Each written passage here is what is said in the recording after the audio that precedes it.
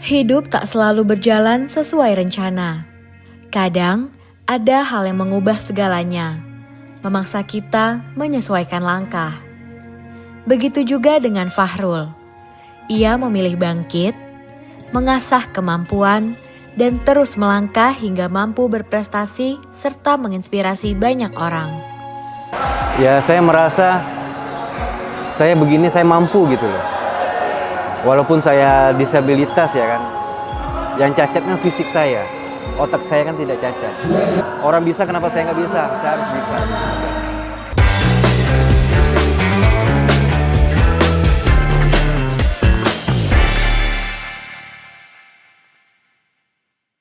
Saya seharian di Muntok, TAD, PT Timah TBK ini mulai 2019.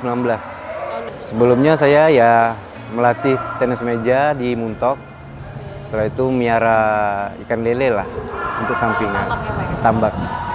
Ya karena kemarin itu kan setelah saya dapat prestasi, saya mencoba melamar kerja gitu kan.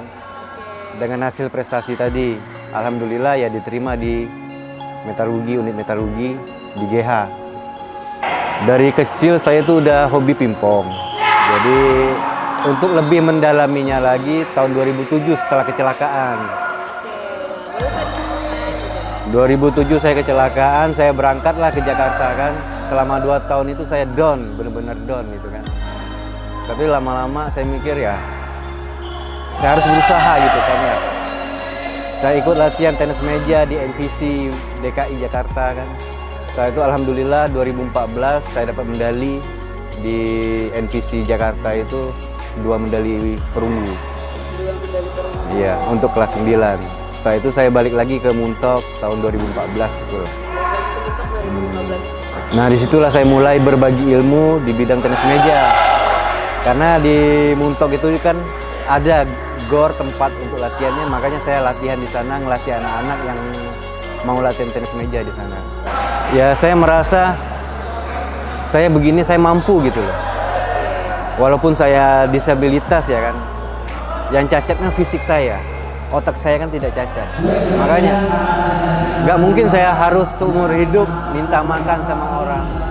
Ya walaupun dipandang orang sebelah mata kan, tapi kita punya sesuatu yang lebih kan.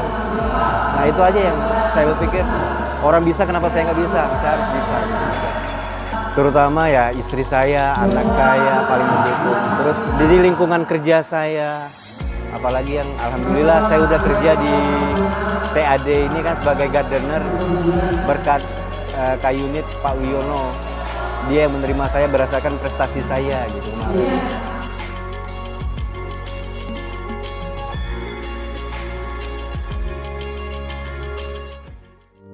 Aku mencoba bunuh diri di usiaku yang baru 10 tahun karena menjalani masa kecil yang sangat sulit. Perkenalkan, namaku adalah Nick Fujikik, dan ini kisah hidupku. Aku lahir pada tanggal 4 Desember tahun 1982 di Melbourne, Australia. Aku adalah seorang motivator dunia terkenal dan juga penulis buku bestseller. Meski demikian, aku menjalani hidup yang tidak mudah sejak dari aku lahir. Ketika lahir, aku mengidap sindrom tetra amelia, yaitu kondisi yang menyebabkan aku lahir tanpa tangan dan kaki. Bahkan ketika baru lahir, ibuku yang melahirkanku sempat tak mau melihatku. Namun lambat laun kedua orang tuaku menerima kondisiku, dan menganggap ini sebagai bagian dari rencana Tuhan. Ketika aku sekolah, aku dimasukkan ke sekolah normal yang mana ibuku beralasan berharap agar aku bisa bermain dengan anak normal lainnya dan tidak berkecil hati. Sayangnya yang terjadi tidak selaras dengan harapan ibuku, aku setiap hari malah mendapat hinaan hingga tindakan perundingan karena kondisi fisikku. Bahkan hal ini membuatku setiap malam berdoa agar tangan dan kaki muncul secara ajaib sambil menangis hingga aku tertidur. Masa-masa sulitku itu bahkan membuatku berulang kali mencoba bunuh diri karena saking frustasinya. Aku pernah ketika umur 10 tahun mencoba bunuh diri dengan menenggelamkan diriku ke bak kamar mandi, namun gagal karena ada orang yang keburu menyelamatkanku. Sudah tak terhitung berapa banyak aku mencoba bunuh diri tapi selalu ada yang menyelamatkan. Suatu hari ketika aku berumur 17 tahun, aku melihat sebuah artikel tentang orang yang dengan kondisi fisik lebih parah dariku tapi tidak menyerah dan akhirnya menginspirasiku untuk bangkit dari keterpurukanku. Untungnya keluarga dan orang di sekitarku selalu mendukungku dan menyemangatiku, hingga akhirnya aku belajar dan melakukan berbagai hal untuk mengusir rasa frustasiku seperti berenang, main golf, berselancar hingga menulis buku. Akibat dari perjuangan pantang menyerahku, akhirnya ketika dewasa, aku sukses menjadi penulis beberapa buku bestseller dan motivator dunia. Aku juga mendirikan organisasi nirlaba bernama Life Without Limbs untuk membantu orang-orang yang memiliki kecacatan.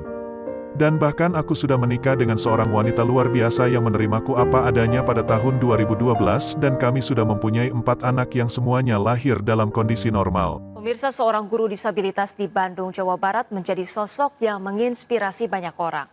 Dukungan dari anak-anak didiknya memberikan motivasi dalam meraih impiannya sebagai seorang guru.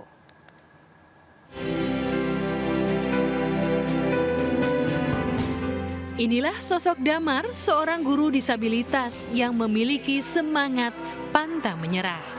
Meski dengan keterbatasan fisik, Damar tetap bekerja layaknya guru lain. Menurut Damar, dirinya mengalami cerebral palsy atau kelumpuhan otak sejak lahir. Namun perjuangan dan dukungan orang tua serta kerabat, Damar akhirnya dapat menjalani hidup dengan normal hingga menjadi seorang guru di SMPN 20 Kota Bandung. Sempat merasa kurang percaya diri di awal karirnya sebagai seorang guru, namun kini dukungan dari para murid menjadi motivasinya untuk bekerja. Pasti yang saya takutkan adalah ketika anak-anak tidak bisa menerima saya secara utuh.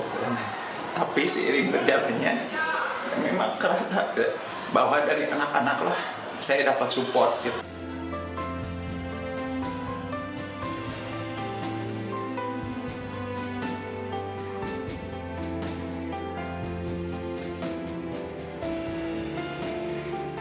Pak Dadan ini orangnya ceria, baik, terus dia selalu memberikan aura positif kepada siswa-siswa yang ada di sini. Kisah Damar ini diharapkan bisa menjadi inspirasi bagi banyak orang untuk tetap menjalani hidup dengan penuh kegigihan dan semangat yang tinggi. Dari Bandung, Jawa Barat, Ervan David melaporkan.